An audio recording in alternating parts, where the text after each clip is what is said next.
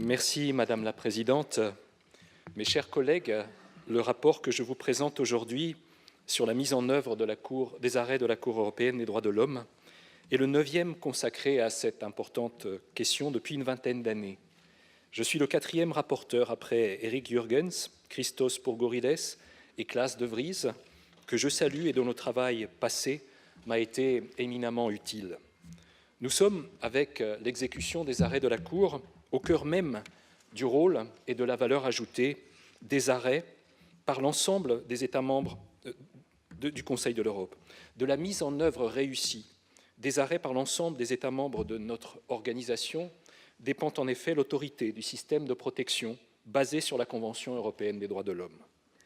Dans ce cadre, quand bien même la surveillance de l'exécution des arrêts relève prioritairement de la compétence du Comité des ministres, il y a pour notre Assemblée un rôle essentiel à jouer, en particulier en direction des parlements nationaux. Il y a 2 ans, nous leur avions fait précisément un certain nombre de recommandations.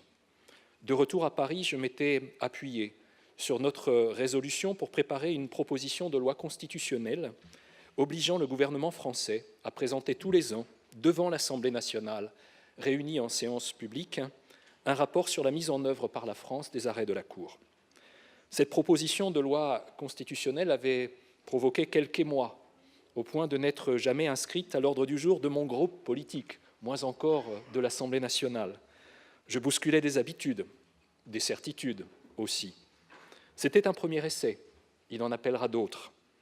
Parlementaires nationaux, passionnés en vertu même de notre présence ici, dans l'hémicycle du Palais de l'Europe, par la cause des droits et libertés, il est de notre devoir d'agir, de contrôler nos gouvernements, de leur demander des comptes et même, s'il le faut, de tempêter publiquement.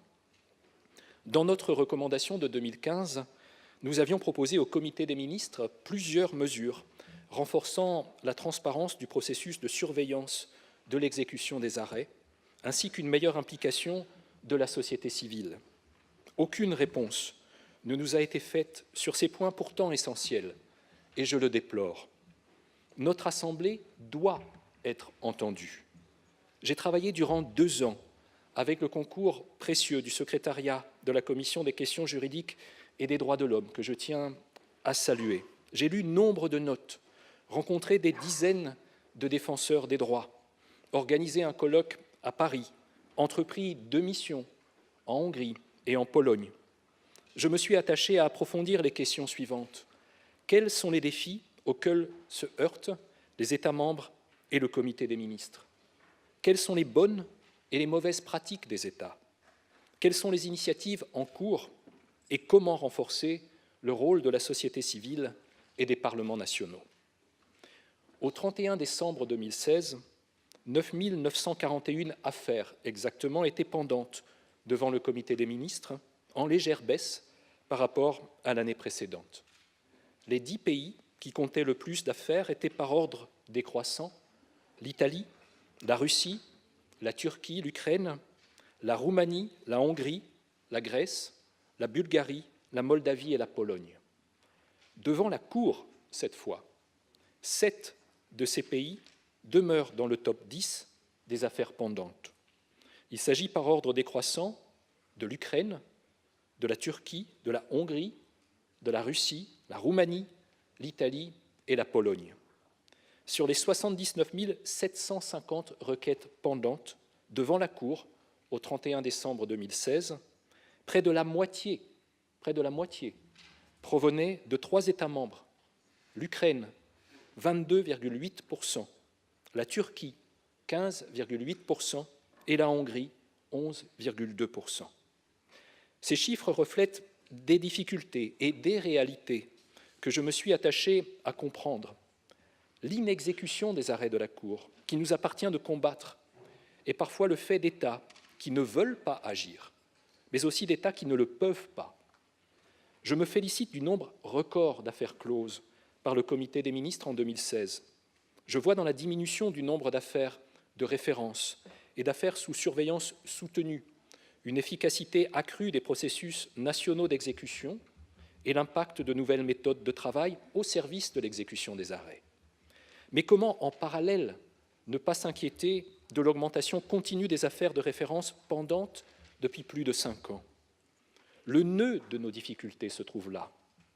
À la fin 2016, sur les principales questions soumises à la surveillance soutenue du Comité des ministres, plus de la moitié des affaires concernaient 5 problèmes majeurs: les actions des forces de sécurité, les mauvaises conditions de détention et l'absence de soins médicaux dans les établissements pénitentiaires, la légalité de la détention, les mauvais traitements et la durée excessive des procédures judiciaires. Le Comité des ministres est confronté à des poches de résistance de nature sociale, comme l'hostilité à certaines minorités, disons-le franchement, l'hostilité aux Roms, par exemple, mais aussi de nature politique, touchant à la sécurité nationale ou relative à des conflits gelés. Quels sont les obstacles à l'exécution de ces arrêts? Ce sont des problèmes structurels, complexes, comme le manque de ressources financières avec le groupe d'arrêt Zofner contre Ukraine, l'absence de compréhension commune des mesures d'exécution exigées, on le voit avec le groupe d'arrêt Katan contre Russie, une exécution bloquée par des désaccords entre partis politiques ou institutions nationales, l'arrêt Sedgwick et Finci contre la Bosnie-Herzégovine en est le meilleur exemple, ou bien encore le refus pur et simple d'adopter les mesures individuelles requises, et je pense dans ce dernier cas en particulier à la situation révoltante d'Alexeï Pichougin, privé de liberté par les autorités russes depuis près de 15 ans, ou bien encore à l'arrêt Mamadov contre Azerbaïdjan. Au-delà, je souhaite aussi mettre en exergue un autre défi, la réticence de certains États membres à accepter la juridiction même de la Cour européenne des droits de l'homme. Il y a des discours, des actes ou des silences qui font mal à l'autorité du système de protection des droits de l'homme. Je pense à la Hongrie, suite à l'arrêt Ilias et Ahmet sur la détention illégale de demandeurs d'asile. Je pense à la Suisse, avec l'initiative populaire de l'UDC sur, je cite, le droit suisse au lieu de juges étrangers, suite à l'arrêt Tarakel concernant l'expulsion d'une famille d'immigrés. Je pense à la Russie et à la loi votée l'an passé par la Douma, permettant aux tribunaux d'écarter en tant que de besoin la jurisprudence des cours internationales. Et je pense à mon propre pays, la France, dont je déplore l'inexécution des arrêts Menson et Labassé sur les droits des enfants nés à l'étranger de gestation pour autrui. Chaque État a ses difficultés, y compris le mien, et il en va de ma crédibilité de rapporteur, de ma responsabilité de le dire ici en toute liberté. Les arrêts de la Cour européenne des droits de l'homme doivent être exécutés. C'est l'article 46 de la Constitution, de la Convention, qui nous le rappelle. Je présente à l'appui de mon rapport un projet de résolution appelant nos États membres, entre autres, à soumettre au Comité des ministres en temps utile les plans d'action nécessaires, à donner priorité aux affaires pendantes depuis plus de 10 ans, à sensibiliser le public aux protections garanties par la Convention européenne des droits de l'homme et à renforcer le rôle de la société civile et des institutions nationales de protection des droits dans le processus d'exécution des arrêts.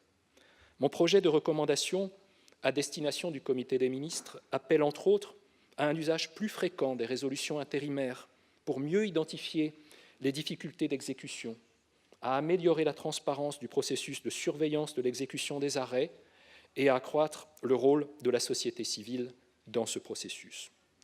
Chers collègues, j'ai mis dans la préparation de ce rapport, durant 2 années, toute ma passion de l'Europe, toute ma passion du droit et des droits. Il y a tant à faire, alors même que l'idéal européen est en crise, précisément parce que l'idéal européen est en crise. Car partout, le souverainisme menace et les nationalismes ressurgissent. Dans cet hémicycle, en janvier 1995, le président François Mitterrand, devant le Parlement européen réuni, déclarait, je le cite, « Le nationalisme, c'est la guerre ». J'étais là, impressionné, assis tout en haut des tribunes du public. Ce message, cet appel à l'action et à la responsabilité collective des femmes et des hommes d'Europe m'avait bouleversé. Il reste plus que jamais actuel. Battons-nous pour l'idéal et les valeurs de liberté, pour la construction de la paix par le droit. Le Conseil de l'Europe, la Cour européenne des droits de l'homme, notre Assemblée incarne ce combat. Croyons en la force de l'Europe unie. Agissons ensemble pour la démocratie et pour l'avenir de notre communauté de destin. Je vous remercie.